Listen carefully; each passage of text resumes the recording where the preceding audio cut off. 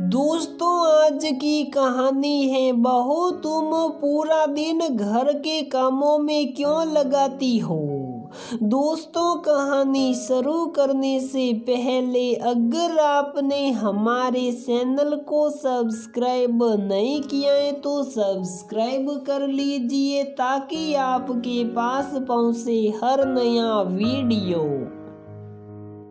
रसोई के सारे काम खत्म कर सुनीता अपने कमरे में सोने जा ही रही थी कि अचानक सासू माँ के कर आने की आवाज आई। जाकर देखा तो वो अपनी टांगे पकड़कर बैठी थी। क्या हुआ माँ, टांगों में दर्द हो रहा है, मैं मालिश कर देती हूँ।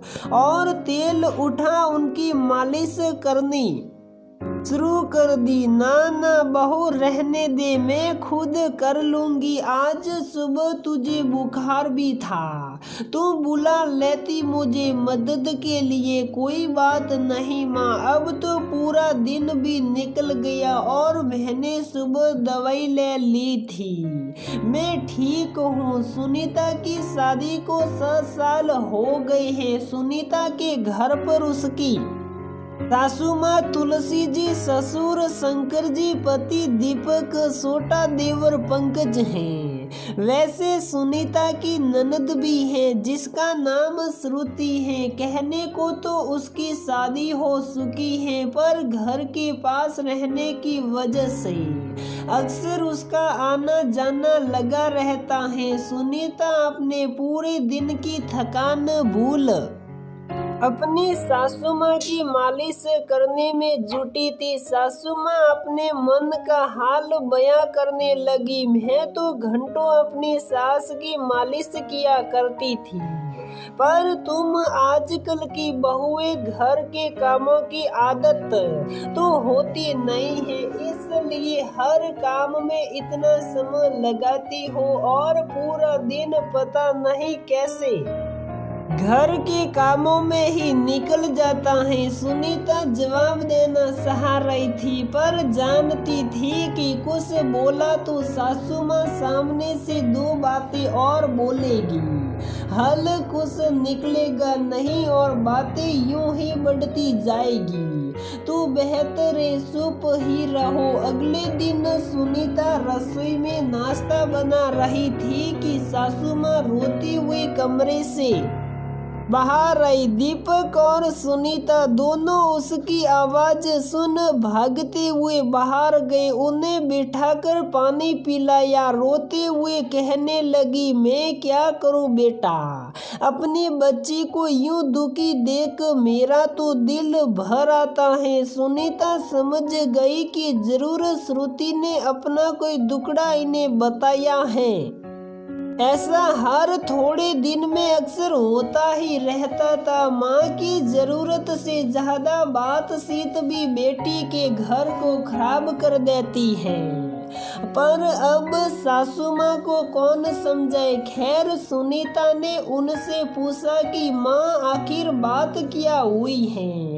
अब बताओ, सारा घर टीवी देख रहा है और मेरी फूल सी बच्ची बिसारी रसोई में लगी हुई है। दीपक ने बोला, माँ सुबह का टाइम है, नाश्ता बना रही होगी ना। हाँ तो क्या हुआ, उसकी देवरानी भी तो है, वो नहीं बना सकती माँ, ये उनके घर का मामला है। और तुम्हें क्या पता कि उसकी देवरानी क्या कर रही है। हो सकता है उनका काम बटा हुआ हो। और दीपक इतना बोल अपने कमरे में चला गया। तू बता बहू, यहाँ दीपक भी तो तेरे साथ काम में हाथ बटाता है ना।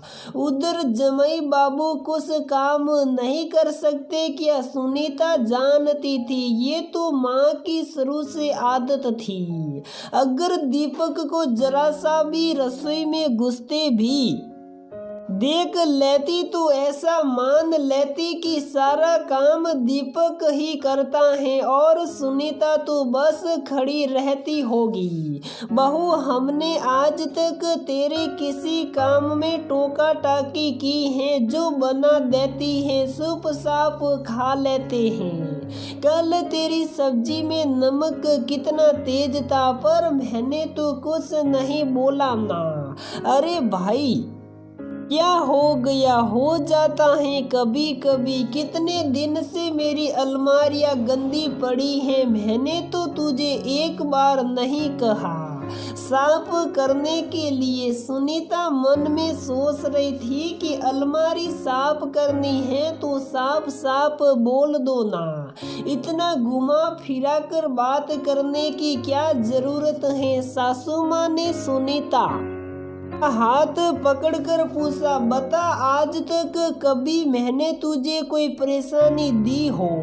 नहीं नहीं माँ, आप तो हमेशा मुझे अपनी बेटी जैसा रखती हो। आप एक काम कीजिए, श्रुति को यहाँ बुला लीजिए, थोड़ी देर यहाँ आपके पास आकर बैठ जाएगी तो आपको अच्छा लगेगा। हाँ, ये तो ठीक कह रही है, मैं अभी फोन करती हूँ। और 1 घंटे के अंदर ही श्रुति मैडम अपने मायके पहुँच गई। सुनीता ने सबके लिए खाना बनाया, सबको खाना परोस रही थी कि सासू माँ उठ रसोई में चली गई। सुनीता ने वहाँ जाकर पूछा, क्या हुआ माँ, कुछ चाहिए आप को? नहीं, मैं सोच रही थी कि श्रुति के लिए थोड़ा सा हलवा बना दूं। बेचारी पूरा दिन घर में काम करते करते कितना थक जाती होगी। सुनीता ने बोला, माँ मैं बना देती हूँ। ना ना बेटा, मैं उन सासों में से नहीं हूँ जो अपनी बेटी का बोझ भी बहू पे डाल दे। सुनीता ने कहा, माँ बाकी सब भी तो बनाया है, हलवा बनाने में कितनी देर लगती है, आप जाइए मैं बना देती हूँ। सासू माँ बाहर जा अपनी बेटी के साथ बैठ गई। हलवा बनाते हुए दोनों माँ बेटी की बातें सुनीता के कानों तक पहुँच रही थी। श्रुति अपनी माँ से कह रही थी, माँ एक आप हो जो अपनी बहू पर जरा भी बोझ नहीं डालना चाहती, खुद रसोई में जाकर काम करना चाह रही हो। और एक मेरी सास है जो दिन भर मेरी कमी निकालती रहती है। सुनीता रसोई में खड़े खड़े सोच रही थी। रसोई में आना तो सिर्फ एक बहाना था, असल में तो हलवा मुझको ही बनाना था। मैं खुद न आई होती तो किसी बहाने बुला लेती। आंखों में आंसू छलके बेटी के दुख में कितना दुखी हो रही है। काम तो बहू भी कर रही है पर वो हमेशा सुखी ही लगती है। हलवा बना बाहर दिया और सल पड़ी अपने बसे हुए काम समेटने। पीछे से सास की आवाज आई, बहू और सुनीता के चेहरे पर मुस्कान आई। चलो अब साथ में मुझे भी हलवा खाने के लिए कहेंगे।